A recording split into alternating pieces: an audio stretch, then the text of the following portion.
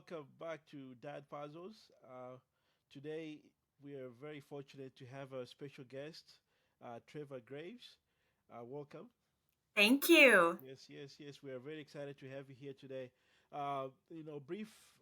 Briefly about Treva Graves.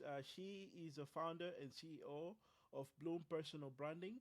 As a global personal brand strategist, she has worked with hundreds of clients and organizations ranging from seven-figure entrepreneurs, New York Times best-selling authors, professional speakers, coaches, politicians, sales and business executives, to build influence, impact, credibility, and income.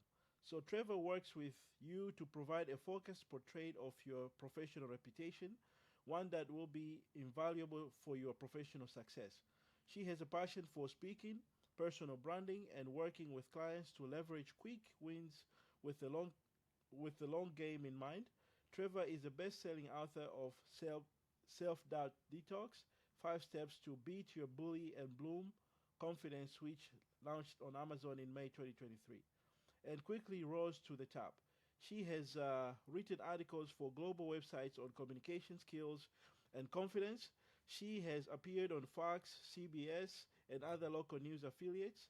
Trevor has been featured in numerous magazines over the last 10 years and was a regular guest on the CBS Kilo Land Living, a lifestyle television show as their image and etiquette expert. I can go on and on and on. Yeah, that's enough. Right. Absolutely. So thank you so much for being with us today. Yes. Yes, absolutely. So can you tell a little bit about yourself? How did you end up choosing, what you're doing at the moment?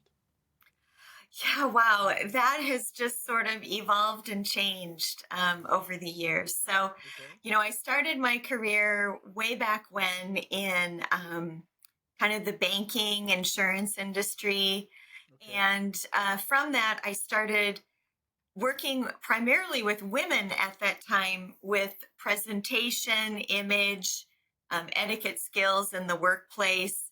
And Okay. then that led to other, you know, speaking engagements where, um, I was out visiting and talking with business professionals on image communication skills, business etiquette, and eventually kind of morphed into personal branding. And, Nice. personal branding is really all about becoming self aware of Okay. yourself. Now, whether you're a father, a Hmm. leader, an entrepreneur in business, in sales, whatever it is, everyone has a personal brand. And Right. so, what I do is I help people to become self aware of who they are Right. so they can share kind of their superpower or their secret sauce, whether it's within their families, their relationships, or even at work. Oh, fantastic! This is fantastic. And one of the like my audience, they consist of ambitious professionals and entrepreneurs, and I'm sure they will benefit from your insights. So, is there would you maybe like to talk a little bit about one thing that they can get from just protecting their reputation management, for instance? This is something that a lot of times people don't pay attention to it. Like you kind of do things randomly and you don't think about consequences and stuff, especially now with the media and such. So maybe you want to talk a little bit about that? Sure. So it kind of sounds like maybe more in a digital sense, Right. your digital brand. So, Hmm. you have a personal brand that's in person, but you also have a digital brand. And so, one of the very first things that I tell people to do when they're working on, building their reputation or their thought leadership is to do kind of a digital audit. And, that encompasses starting with Google. I mean, just Right. Google yourself, what's out there, going back into your social media accounts. Right. If Hmm. there's anything, kind of questionable, Right. you want to take care of all of those things because Okay. your digital footprint um, something you might have said or posted or done 10, 15 years ago, it could still be out there. No, And no so you problem. I just want think to make there was sure that that's all cleaned up and looking professional. it's okay. When you're So building your websites or building your profiles on all of your social media accounts, it's putting, you want to give put us your a little best bit foot there, Jay. forward. You want to Hmm. tell your personal story in a very, relatable, authentic way. And so Nice. a lot of branding, whether it's digital or personal, in person, it's really about being authentic and sharing your story as a person. Oh, So, that's fantastic. That's fantastic. And also, like you, as a published author and thought leader, would you maybe share like a principle that you can delve deeper into it, or maybe share briefly that you mentioned that you've outlined in some of your books that we can take, just as as an actionable advice to fathers. yes, yes. So, really, when I think about how can fathers utilize their personal brand in parenting Hmm. children? Right. Absolutely. I mean, Hmm. you're utilizing that all the time and you may not even realize it. Right. But when you think about your personal brand, one of the questions that we ask, or that I ask, is, what's your through line? What has occurred or happened in your life that you've overcome, that now you are powerfully positioned to help other people with, whether it's at work or Hmm. in your family? And Right. so my word that I Hmm. want to be known for is Right. confidence, because Hmm. I overcame bullies and bad bosses and all of those things earlier in my life. And I was Right. very insecure and had a lot of self doubt. Right. But I did the hard work and overcame that to now I'm a confident person. And so the underlying theme in everything that I do Hmm. is showing people how to believe in themselves. And I Hmm. think that that's huge, especially as dads. Hmm. What's your special ingredient that you can utilize with your kids, Hmm. to help them overcome, if they're not confident or they failed Hmm. at something or they're struggling with mental health or Hmm. whatever it may be, Right. you can utilize your secret sauce, Hmm. um, And to put it help in front of them them. Right. overcome, Okay. what they're dealing with. Right. Yeah. So that can involve maybe just talking to them directly in that situation. Oh, by the way, probably you're thinking this. Maybe that's why you did not ask me this question, but you should be asking. But that kind of stuff. You can openly discuss with them what's probably going on in their minds. Correct. Yes. Mm-hmm. Okay, okay. But Yes. it's a little challenging. For instance, I know for us as fathers, when we're at work, we work with different people, and sometimes you might have bullying bosses or some people that they may not.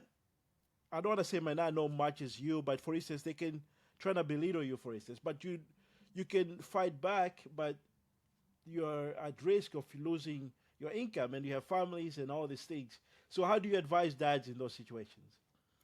Oh gosh, yeah, that's a tough one, because I've had a couple of kind of crummy bosses in Hmm. my life, and unfortunately, in one situation, I just had to leave Hmm. because it just was a toxic environment. Right. Um, but I guess one of the things that I would say, if you find yourself in a bully boss type of situation, Hmm. is to keep track of the incidences.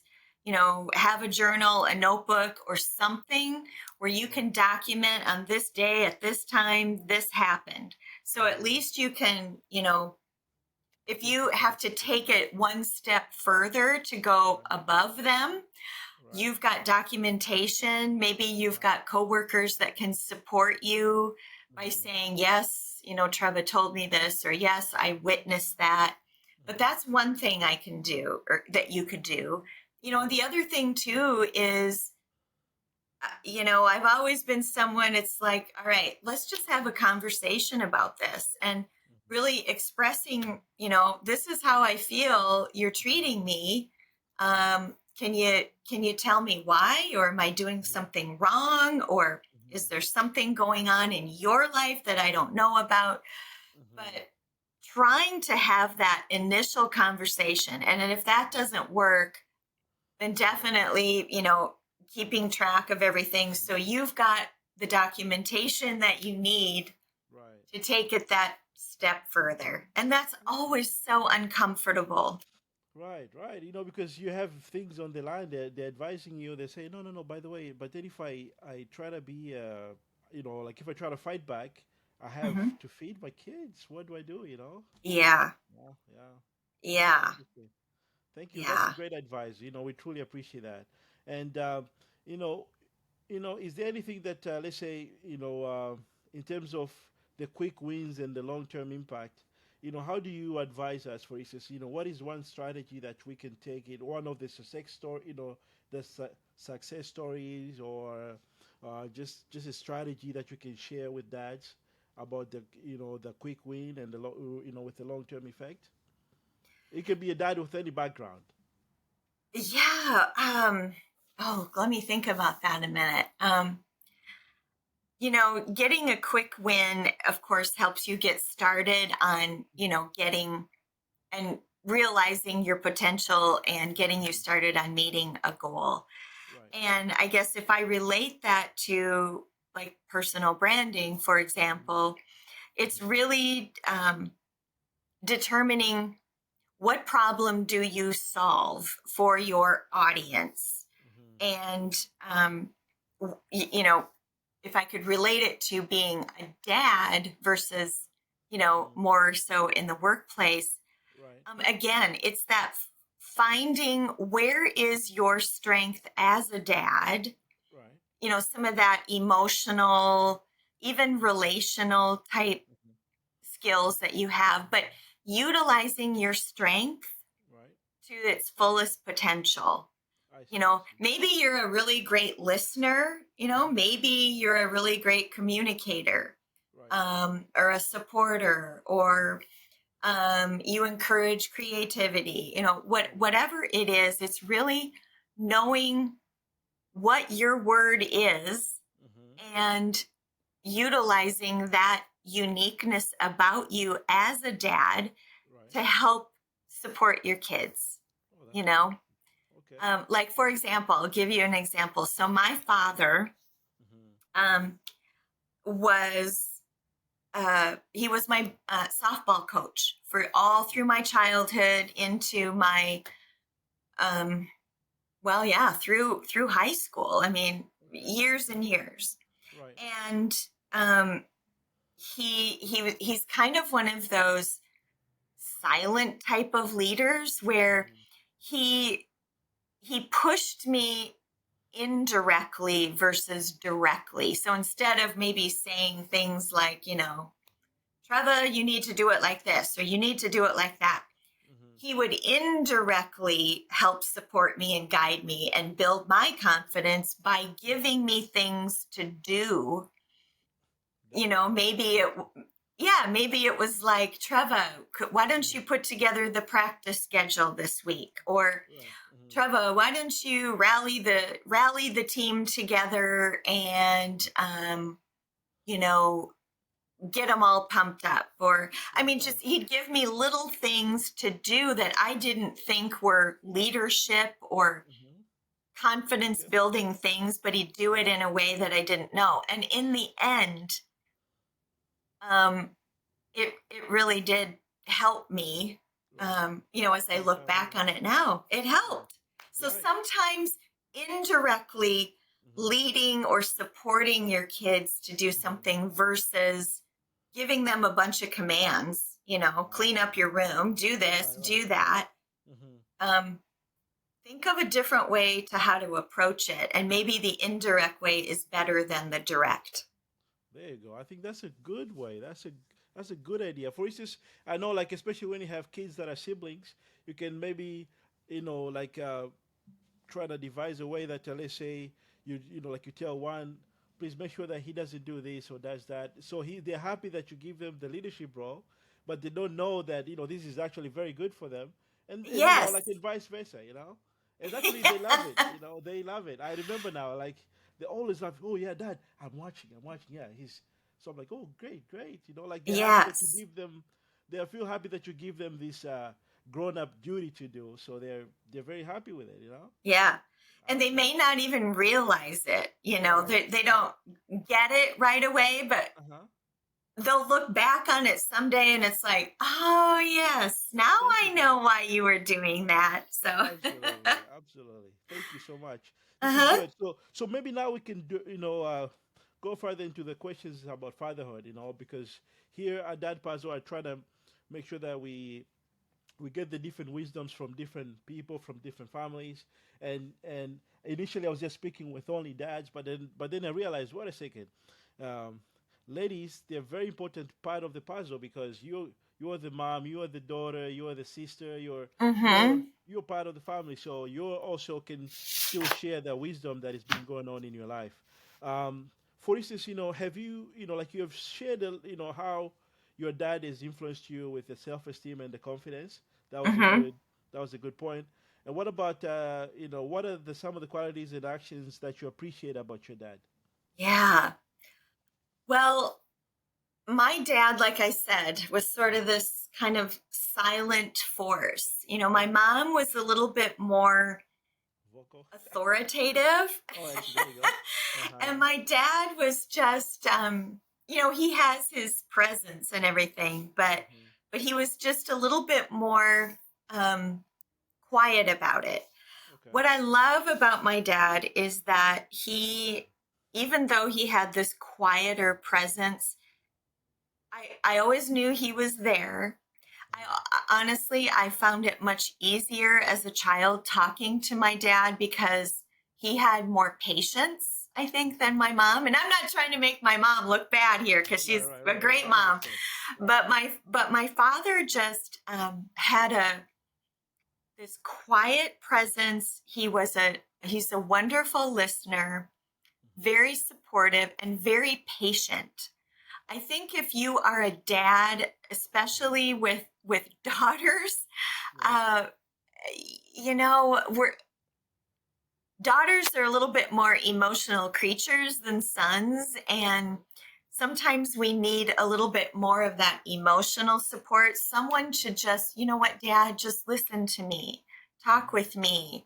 Hmm. Um, he maybe, when he would give advice, he would give it in a way that I felt was um, like it would help me, but it was supportive too. It wasn't like I said earlier, just that you need to do this and you need to do that. It was like, let's work through. If I had a problem, let's work through this together.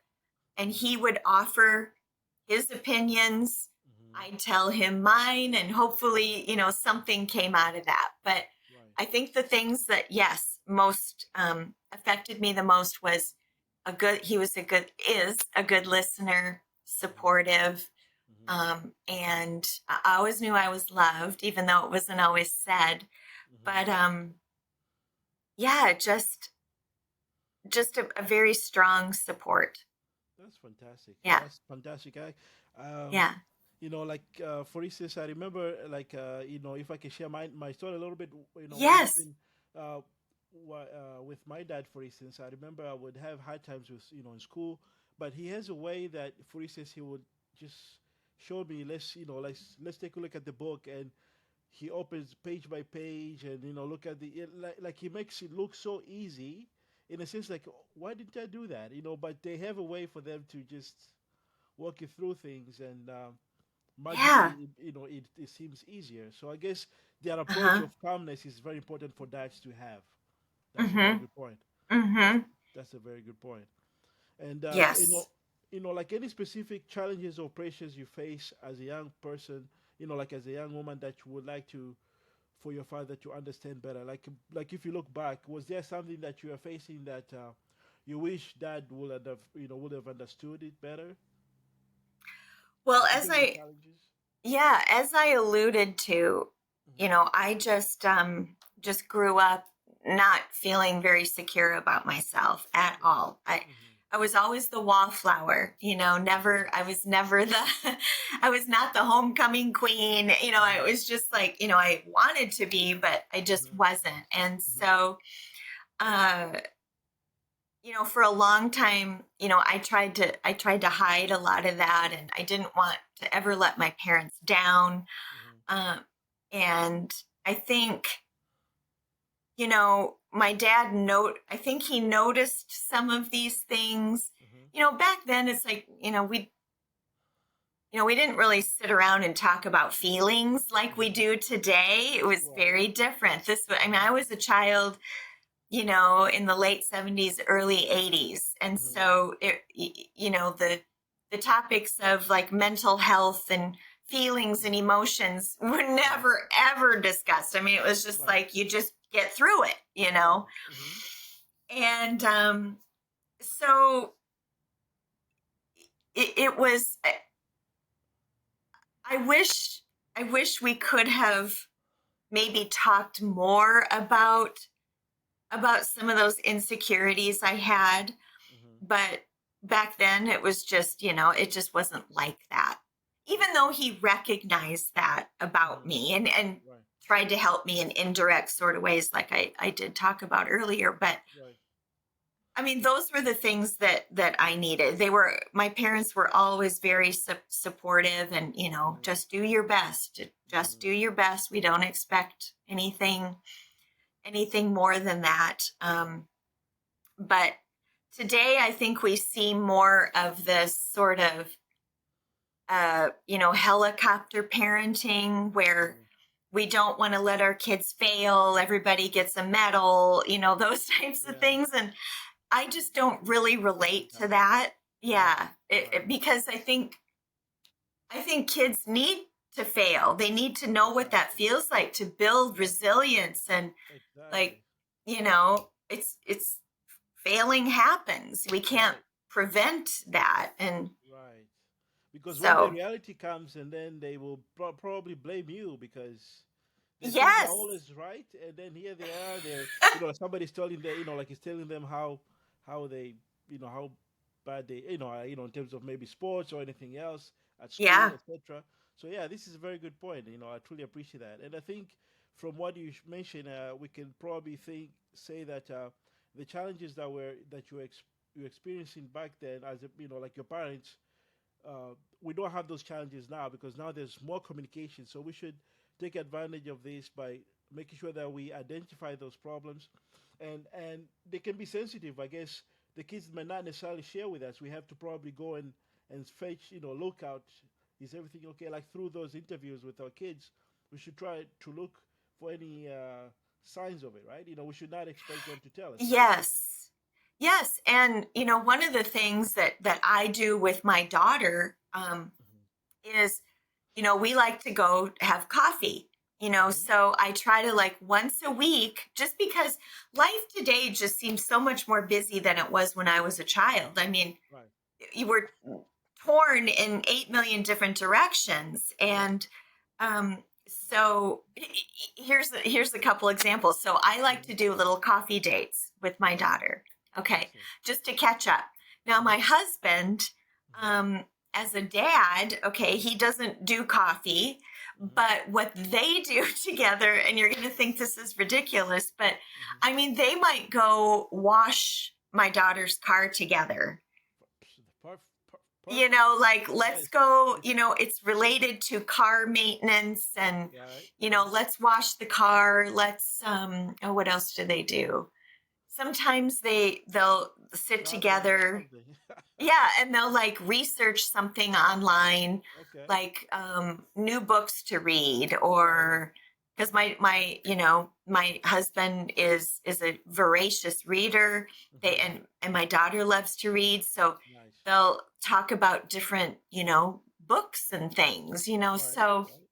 those That's types of awesome. things. That's Yeah. fantastic. Different approaches, different Yeah. approaches, like, and that's beautiful for the child because the child will get to experience both, and down the road they become even better because they get from both sides the experience. Because this is where people that they say they are from single parent homes, they are missing. They don't have to. They're not going to experience any of that. Right. Yeah. Yeah. So there's Okay, all okay, kinds that's of little fantastic. things you can do. Yeah. You just got to Absolutely, find where those absolutely. commonalities Right, right. and strengths are. Hmm. That's fantastic. And through those activities, then you get to find out what's really going on in somebody's world, right? Exactly. Yeah. Awesome, awesome. And let's say, is there any societal expectations that you feel that you're burdened by? I know you mentioned about, let's say, how the communication wasn't as open back in the days. Is there anything that is going on maybe now that dads that are facing that and how they can overcome them? For instance, how there's so much availability of information, and for instance, how old is your daughter? She just turned 18, so Okay, she's going to okay. be going off to college All soon. right, Yeah. all right. That's exciting Yeah. time too. Yes, yes. Congratulations, congratulations. Yeah. I'm sad inside, but happy for her. Absolutely, absolutely. And no, especially when they're going away, like some parents they say they're like, no, no, no, you have to go in local school. I don't want you to go anywhere far. Yeah. Because Well, they she's not cannot going to be have. too far away. Oh, So that's just a good. couple hours. So That's good. that's good.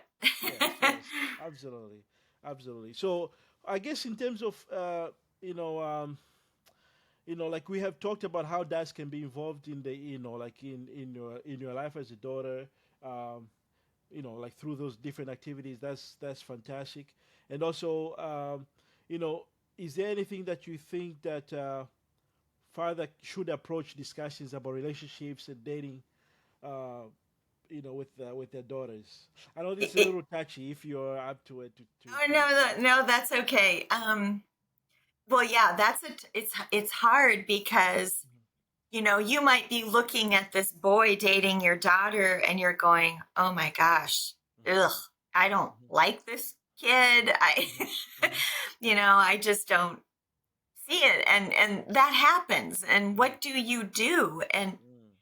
you know, I guess providing a different perspective Hmm. of like, what do Right, you have right. in common? What do you like about him? Tell me about him. Like Hmm. being active Hmm. in wanting to know the boy better, Hmm. and hopefully some conversation would sort of erupt from that, whether I it's see. positive or maybe not so positive. But Right.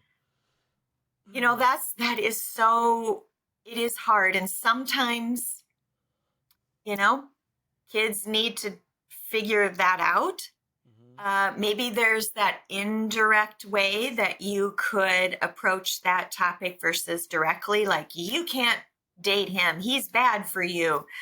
But maybe doing it indirectly by just talking out. Well, let's Right. see, what do you have in common? Tell me Hmm. more about him. How do Right.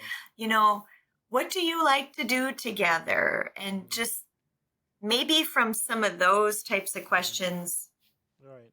you can learn more. Right, right. No, no. I think this is a this think for here. I was trying to gather more also as well in terms of, let's say, what do you advise dads to enhance their relationship or deepen their relationship with their kid, Oh, with their daughters, which is oh, fantastic. Also, this is good, and also like as we mentioned, maybe doing activities that they like and we like. We kind of increase their vocabularies or their experience. Because nowadays, back in the days, they're talking about careers, but now they talk about you having multiple experiences is the best thing to have. So yes, yes.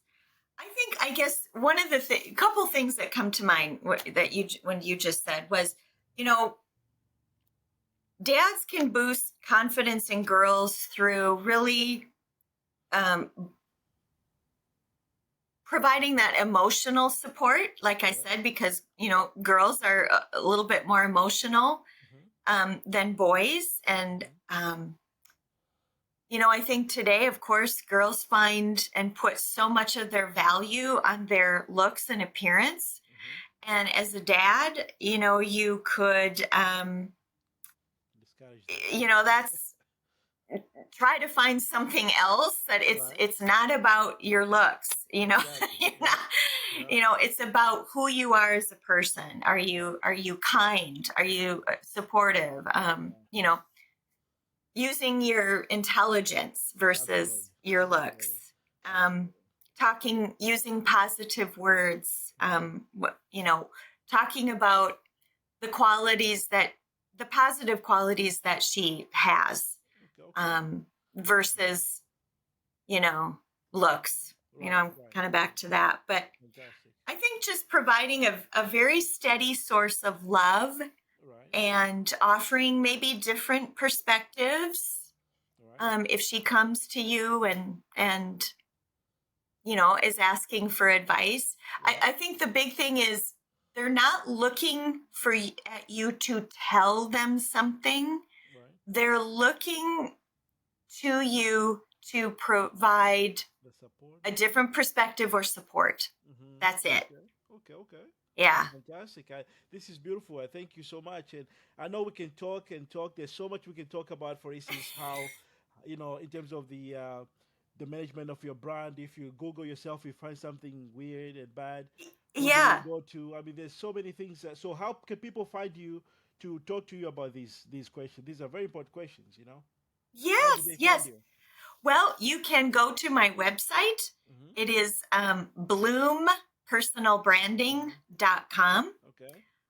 They can find me, Treva Graves, on LinkedIn, and then Okay. also Instagram, Facebook, Bloom Personal Branding. So Fantastic. Fantastic. those are the best ways. Fantastic. Yes, that. So we have to definitely contact her, especially if you have some problems with your with what you find online. That's just one thing among many other things that she has mentioned that she can help you with. So thank you so much, Trevor. Today has been really really helpful, and I hope our listeners will find this very useful information. Please go ahead and don't forget to subscribe when you watch the YouTube, or give it a 5 star if you're listening on the podcast of your choice. This will help us to be listened by other folks as well. So thank you again today for tuning in.